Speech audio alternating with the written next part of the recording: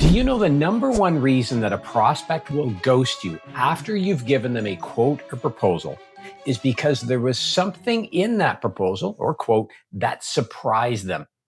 I see this time and time again with sales professionals. They get ghosted after the proposal and they wonder, hey, what happened? Where did my prospect go? There's 5 steps you need to take in every situation, in every discovery conversation you have before you get to a proposal to create some sort of upfront agreement. In other words, you want to make sure that whatever you share with them in your quote or proposal is something that you've touched on or talked about, and there is no surprises. Here is step 1. First off, make sure in your conversation, despite how quickly your prospect might want to get to your quote, they might just call you up and say, look, I'm looking for X number of these. We've never worked before, but I've heard good things. Can you send me a quote? Never fall for that trap. Now, let me just be clear. I'm not suggesting you delay and drag this on. However, make sure that your fundamental questions, your deep discovery questions are asked because you need to understand a little bit more before you just send a proposal or quote off. Here's the number one thing that tends to happen is if you're being asked for a quote, you don't really know the prospect well, they're probably price shopping you. So again, having a little bit of a discovery dialogue, even if it's 5 minutes of their time, is really critical to understanding how you may fit, most importantly, how you may position your proposal or quote to win the business. And of course, it creates that upfront agreement. There's going to be no surprises. Now, what kind of questions might you ask? Well, depends on what you sell, but broad, open-ended questions such as, happy to give you a quote, may I ask you just a couple quick questions to make sure the quote aligns with what you're looking for. Most prospects are going to say, sure. Then you go into questions that are very open-ended that just help you uncover what are they looking for, what's important to them, what are their priorities. You might even say something really broad like, well, let me just ask you, you've come to us for our widgets. What are your objectives in working with a supplier that provides these kind of widgets? What do you want to see as far as the relationship goes? So again, broad, open-ended questions, all designed to help you understand what's behind this request that they have. Now, if they're giving you more time, they're not rushing you to a quote, then of course, just make sure you follow your process, but never jump to a quote or proposal without really having a deeper conversation and understanding the core objectives, needs, priorities of your prospective client or customer. The second thing I want you to consider is that during that initial conversation, even if it's only a few minutes, you've got to make sure that you're talking about potential options, right? The goal with every single conversation you have is to sell the right solution. However, to also sell the optimum solution. So the right solution is the solution that best fits your client or customer's needs. The optimum solution is the solution that provides the most value to both you and the client. Think about it in terms of here's the basic thing you need, but here's something that's a little bit better. And maybe there's a third option that's even better yet. These are often your upsells and or your cross sells. Okay. So during your discovery conversation, even if it's only 5 minutes, you want to make sure that you're sharing some potential options. So they answer some of your broad questions and say, there's your answer. Can I get a quote? You say to them something like this, I'm happy to send you a quote. I'm going to give you a couple different options based on what you shared with me. Think of it as the good, better, best approach when it comes to trying to satisfy what your key objectives are. Is that okay with you? So there's a simple statement you can make. Now, of course, you've got to be ready with potential cross sells or upsells that you can incorporate and create those options. But of course, that's what you're already doing because you're a sales pro and you know that the goal here is to provide value for both the client or customer as well as yourself. So have those options ready, at least knowing what they may be based on if a customer wants to buy A, here's B and C that complement that add more value to both the client as well as yourself. And then in that little conversation, even if it's only a statement you make, you want to mention that you're going to give them some additional options so that they're ready for it when they see your quote or proposal. We don't want them to get stuck in some sort of analysis paralysis. If you're enjoying these steps and tips I'm sharing, make sure you click the subscribe button. You'll be notified each and every time I release a new video. If you like this video, click like and or comment below with other steps that you use in your discovery conversations such that you found it has worked to help you close more of those opportunities. Now, next, the third thing I want you to consider is that when it comes to this conversation you're having, even if it's just a brief conversation, you've got to assess budget.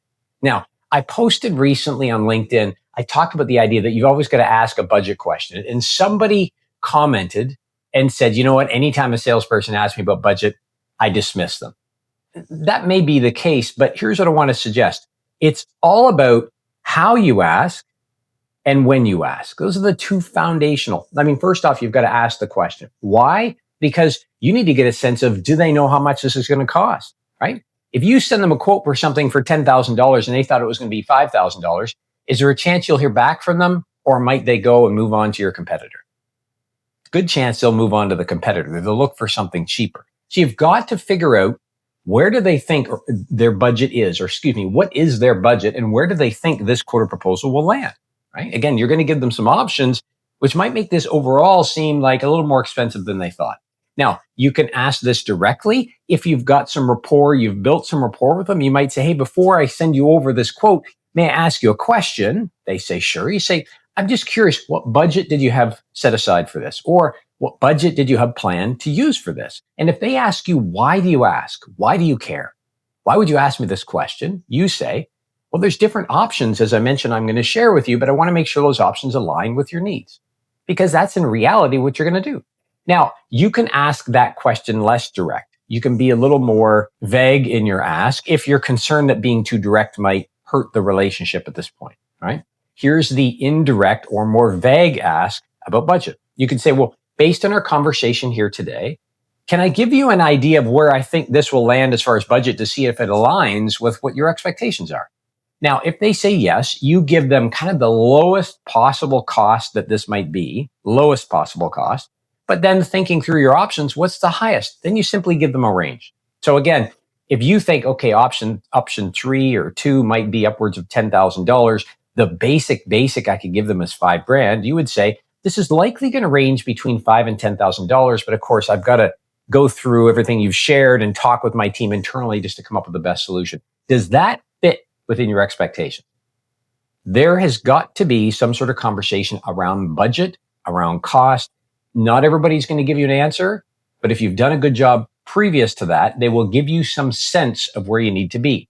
Make sure you ask or incorporate something around budget. Okay. That was number 3. The fourth thing that I want you to consider is this, that you need to make sure you're painting the picture of next steps that you'll be taking. Okay. So never get off the phone, send a quote, and then start to follow up.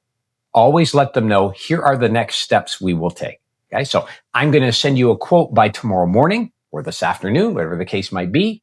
I would like to have a brief conversation with you just to explain a few points on that quote. Would you have time, and then count out basically 2 business days? Would you have time on Friday morning? What works for you? And you book a meeting with them to review the quote, not taking an hour. This is a 10-minute conversation. You book it with them while you're on this initial call. That is going to significantly diminish or reduce the chances of them disappearing. And you're suggesting to them, hey, there's going to be some things that might not make sense. I just want an opportunity, right, to explain them to you. I know some sales pros that will not send a quote or proposal without their prospect agreeing to do this. Here is the last question that I'd like you to consider. After you've painted the picture as to what the next steps might be, and you've set that follow-on meeting, which, as I suggested, it is literally a very short meeting, and you're not going to read the proposal to them. You're simply going to highlight a few things within the proposal that sometimes people get stuck on or that might not be clear. Book it for about 15 minutes long. Okay. And if they want to go longer, that's fine, but don't book an hour-long meeting here. You're just highlighting some things. But here is the last step after you've painted the picture. What I'd like you to do is ask a simple question and include this as the very end of any of these conversations where the next step is you're moving to this quote. This is key to having that upfront agreement. And this is the question. Is there anything else that we haven't discussed today that's important to you that we consider relative to this quote? You can say that in different ways. Is there anything else we haven't discussed here today that's important? Is there anything else that haven't discussed, that's relevant to the quote or proposal? Is there anything we haven't discussed that would impact your desire to move to the next step? You can be as direct or indirect as you want. The key is you ask the question and then you wait in silence until they say something. If they say to you, no, I don't think there is anything else, and you believe they're being genuine, then by all means, wrap up the call, move to your next step. But this question and a pause afterwards, letting them take a moment to think through, hey, is there anything else I want to ask this person, is key to ensuring there are no surprises in your quote or proposal.